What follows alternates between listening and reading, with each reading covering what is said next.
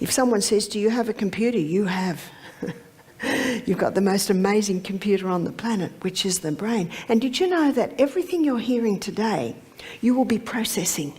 You'll be processing through what you want, through your goals. You'll be processing it through your intellect, reason and judgment.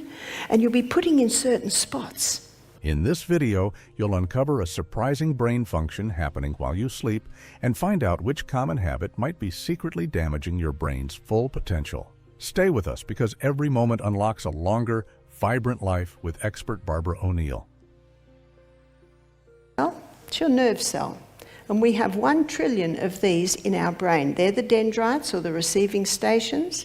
And this is the arm that comes out of the nerve cell. These are the little filaments on the end. They're the boutons. Here is the next nerve cell. Our nervous system is an electrical system, and it does not touch. They do not touch each other. They communicate with each other via little chemical messengers in the brain. And these little chemical messengers jump from cell to cell. So the chemical messengers come in, they're encapsulated in the nucleus, and then they're sent down the arm. And they come into the boutons, and then they're released out to the next nerve cells. Now those messages can be travelling anywhere between 2 and 200 miles an hour. Wow. The human nervous system operates using both electrical and chemical processes. The speed at which nerve signals travel can vary greatly depending on the type of nerve fiber and the urgency of the message. For example, pain signals tend to move slower compared to reflex signals, which can be transmitted almost instantaneously for quick action. Myelinated nerves, which are covered by a protective sheath called myelin, transmit signals more efficiently, and conditions like multiple sclerosis occur when this myelin sheath is damaged, resulting in slower signal transmission and impaired function. Research from the National Institutes of Health, NIH, indicates that myelinated fibers can conduct signals up to 100 times faster than unmyelinated ones. Additionally, the chemical messengers, neurotransmitters, involved in communication, like dopamine and serotonin, are critical for regulating emotions and maintaining mental health. Myelin plays a vital role in speeding up the electrical signals between neurons. A study published in Nature Neuroscience found that increased myelination can improve cognitive function and even help recover some neural abilities lost to diseases like Alzheimer's. This highlights potential future treatments focusing on boosting myelin production to maintain healthy brain function as we age. In a crisis, anyone that's been in a war zone, they know you're moving, and you're moving very fast. Now, even though you're just sitting here, your brain cells can be moving fast because you're considering everything that you're hearing right now. And when you are hearing the things you're hearing, your brain is processing it through your I want. In fact, you're probably hearing some things and you're probably thinking to yourself, I won't have that coffee anymore. Or maybe you're hearing some things and you might start to say, yeah, I'm going to do that. I'm going to go to bed earlier tonight so that I will get up and I will. Can you see it all threads through that? It's an amazing brain. In fact, science still doesn't totally understand the full functioning of the brain. If someone says, do you have a computer? You have. You've got the most amazing computer on the planet, which is the brain. And did you know that everything you're hearing today, you will be processing. You'll be processing through what you want, through your goals. You'll be processing it through your intellect, reason and judgment. And you'll be putting in certain spots.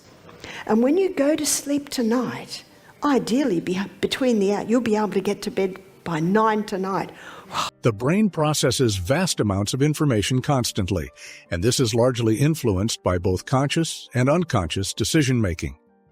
The prefrontal cortex is responsible for planning and decision-making, while the hippocampus handles memory processing.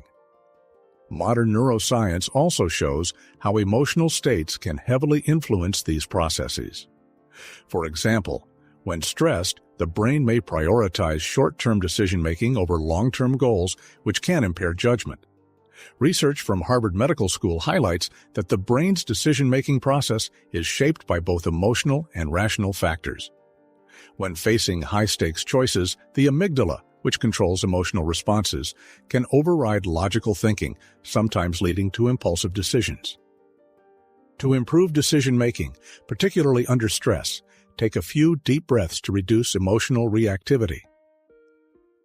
Engaging in mindfulness or meditation exercises for just 5-10 minutes a day has been shown to help strengthen the prefrontal cortex, improving cognitive control and helping you make better decisions, even in high-pressure situations.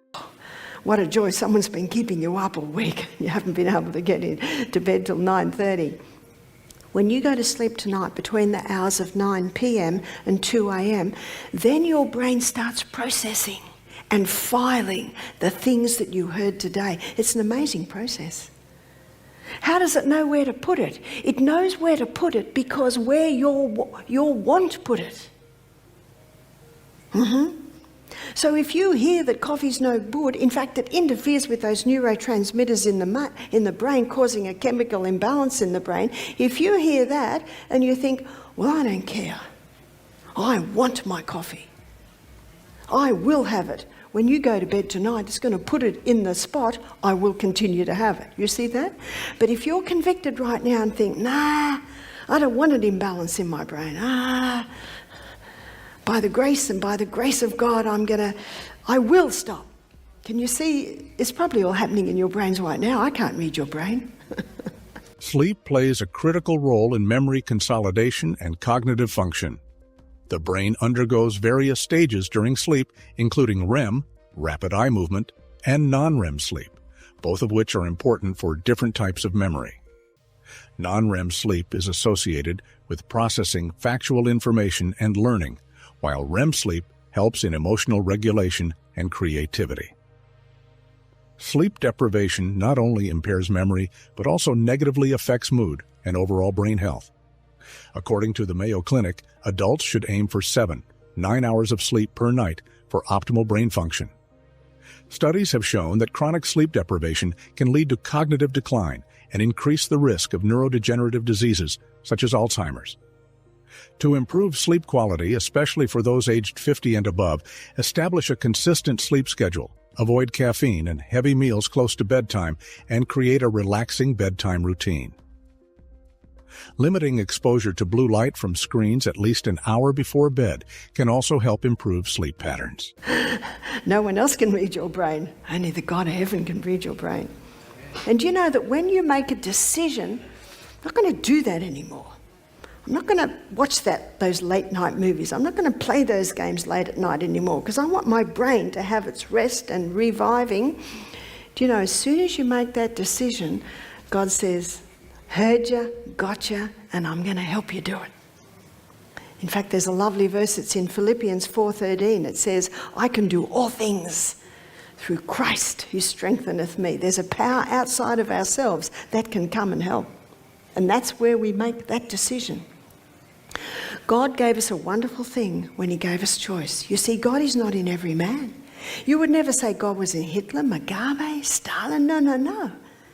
God gave mankind choice. And what a gamble is that?